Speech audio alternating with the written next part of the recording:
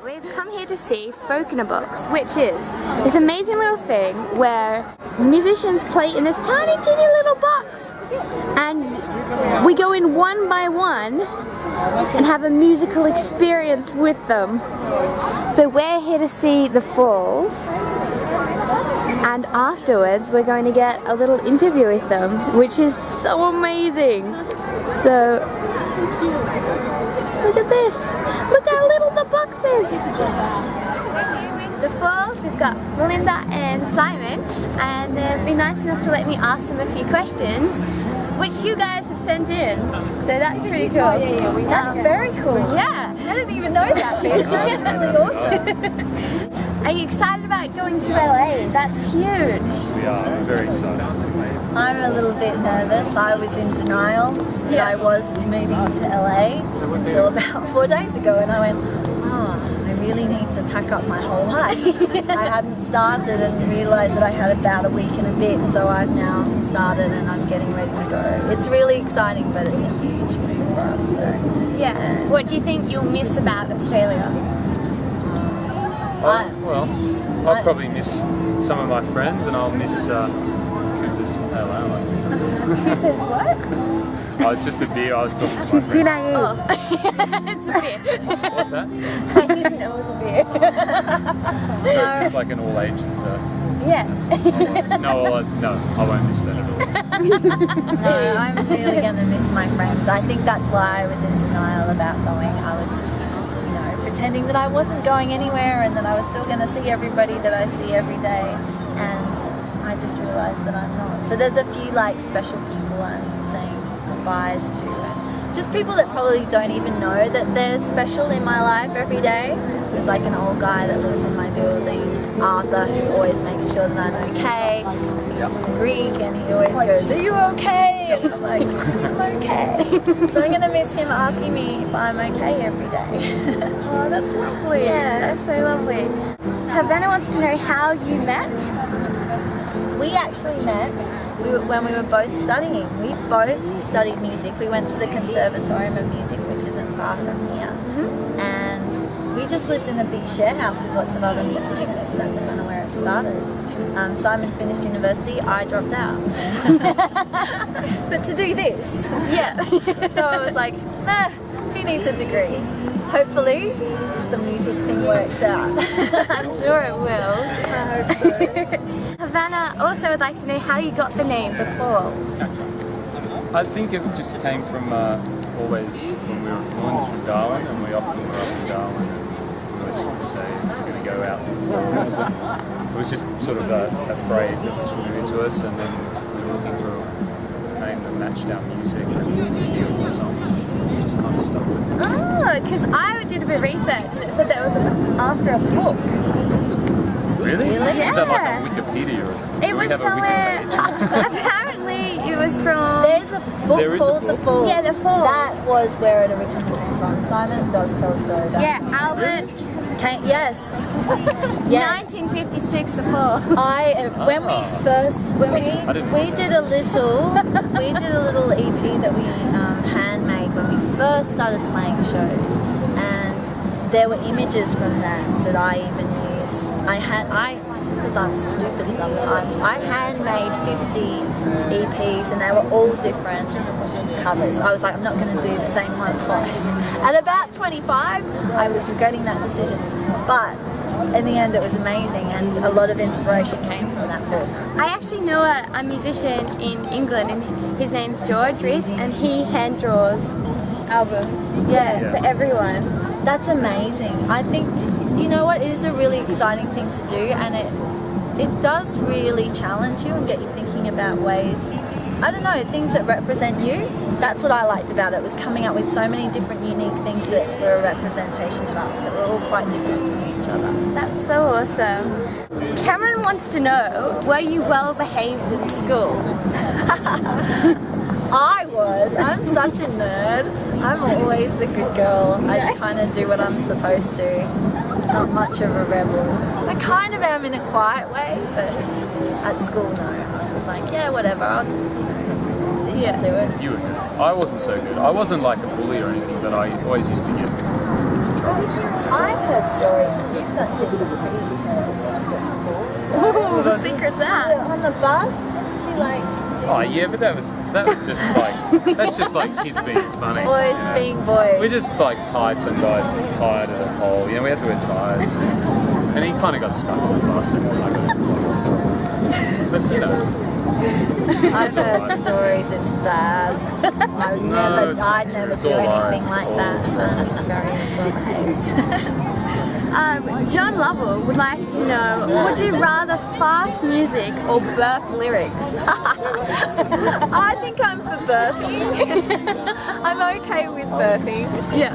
Don't want to be. That's a bit too personal. Is there like a smell attached to this fart music? Because if it's just the sound, I'm going to go for that because it always makes me laugh. Yeah. But if it's going to be like post curry or something, Okay. That's a cool question. I've never been asked that before. I like that. Rebecca Adams asked, how do you plan to use your talent to benefit the world? Oh, that is a good question. You know what?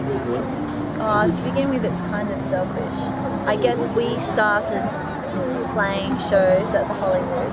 There was no folk scene in Sydney, and we went, well, we're going to start our own. We're going to do our own gig.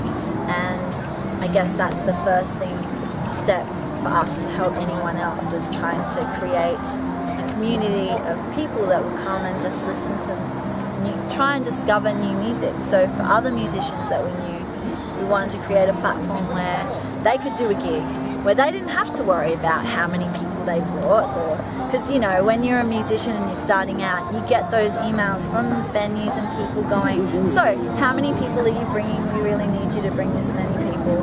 And I wanted to change that. I wanted there to be no pressure on the artist to have to bring an audience with them. I wanted them to just be able to play their music and other people to hear it.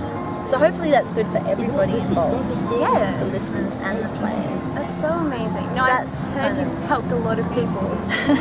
But that's just like a little selfish musician thing. We have to think of something better than that for later. Yeah. Leave it with me. Okay.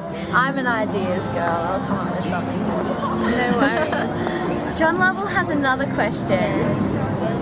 If you were at home and had $1 million, would you travel to Hollywood and say, hey to the girl that I love? That is brilliant. In answer to your question, yes. Yes, I would. I love that you knew what that meant. yeah. That was That's awesome. I like that guy. There you go, John. Interests outside of music. I don't have a lot really. I like Yeah. well, He does. I like good food. I like cooking. I like going for a run. That's about it. Music's pretty much it.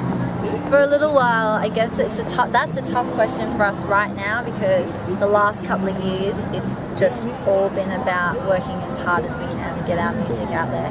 So pretty much that's been our whole life, is going to our day jobs and work and then doing whatever we can to play music. But I just like hanging out with my friends. And you know what I really want to do right now before we go to LA is go to the beach. I want to swim in the ocean, and because I like doing that a lot, and it's something I don't get to do enough of. Lovely. And you're also very good at fashion. Oh, Yeah. thanks. Is that, yeah, I know. Exhibit. Thank you, that's really nice. Is that another hobby, or? You know what, it kind of is, because I do really love the way, I've always been fascinated by the way music and fashion have always been connected. So especially like in the 60s and the 70s, musicians were kind of the leaders of trends and fashion, and I love that. And I think it's kind of a little bit lost to a certain extent now, and it'd be nice if that kind of came back. So we're trying to lead that. What fashion item would you wear? From any generation? That's tough because I used to have I used to really hate the 80s, but now I'm kind of liking it. I don't, it's very bad. Bike shorts. That's what you're saying. 80s bike shorts. Well, fluoro bike shorts Yeah, I think- maybe. Because bike shorts aren't that bad. I have a pair. Do you? Yeah. You're gonna wear them on stage. I wear it with a little shirt thing. Yeah, bike shorts are great. But no, maybe, you know what? Like sportswear as like everyday clothes, so like headbands, sweatband kind of things. I'm not really into that. Yeah. I think that's a bit crap. Fair enough.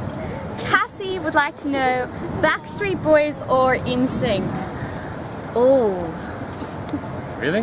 Well, Backstreet That's Boys. the question. Simon? for me, I'm gonna just have to say neither. Oh, Cassie. You can't Cassie's Which gonna one's be which so one's upset. Marky? Was he in either of them? No. Oh, No, well then, that's like- neither. That's like Wrong no, generation. Wrong generation, man. I don't know. Who are these guys? I'm disappointed. Backstreet Boys. I'll educate him after this. I'm gonna go on YouTube. Yeah, I was just gonna say, we'll YouTube some clip. All right. Yeah. No. So definitely for me. If you could mute one musician of today, who would you mute? I don't like I'm not- answering this question. No, I'm not up for muting anybody because I do like even music that maybe I wouldn't like choose to listen to. Yeah. I can see why other people like it, even if it's not my kind of music. So yeah, let everybody Yeah, that's do a good it, answer. do their thing, and I reckon that's the vibe. Nice. And last question, what was the first CD that you bought? You purchased yourself? Oh, that's a really good question. I think I know mine. I think mine was Slippery When Wet by Bon Jovi. Okay. I think. But it's... I can't quite remember now. Really? I didn't buy anything for ages and ages. My favourite CD that I bought myself was a Nick Cave CD that I played ad nauseum, and I think everybody around me thought I was depressed, potentially suicidal, but I wasn't at all. It's just awesome, and he was also the first concert I ever got to go to. I flew here to Sydney. I grew up in Darwin. I flew to Sydney to come and see Nick Cave play, so that was pretty cool. That's amazing. That's a lot better than mine, because mine was Aqua. Oh, that's awesome! Did they do Barbie Girl? Yeah. Yeah. See, I know that song. Why don't I know Backstreet Boys? No, that's awesome. I like that choice. Well, thank you so much for talking with us. It's been amazing. Thank you so much for having us. This is awesome. And good luck with your big adventures. Thank you. I hear you have some big news that's still hush hush, but we'll keep a lookout on the Facebook, which I'll put down here. It's under wraps. We can't spill the beans, but sometime next week, hopefully, it'll all be out there. So hopefully we'll get to see you again soon when we come back. That would be amazing. Or we just have to do a road trip to America. If you make it to LA, you can totally come on the road with us because we travel light, right? So there's only two of us, we hire a car. So we just did our very first tour, and that's what we do. We get in our little car, and every day you like drive all day to the city that you're going to play, and you play your gig, you get up the next day, drive to the next one. But we have all these spare seats, so if you make it to America, there's a seat in the car for you. Oh, love it. It's a challenge. It is a challenge. So, Guys, you have to make, guys, you have to make this happen. Okay, thank you so much. thank you. This is brilliant. Thank you so much. Lovely. Thanks.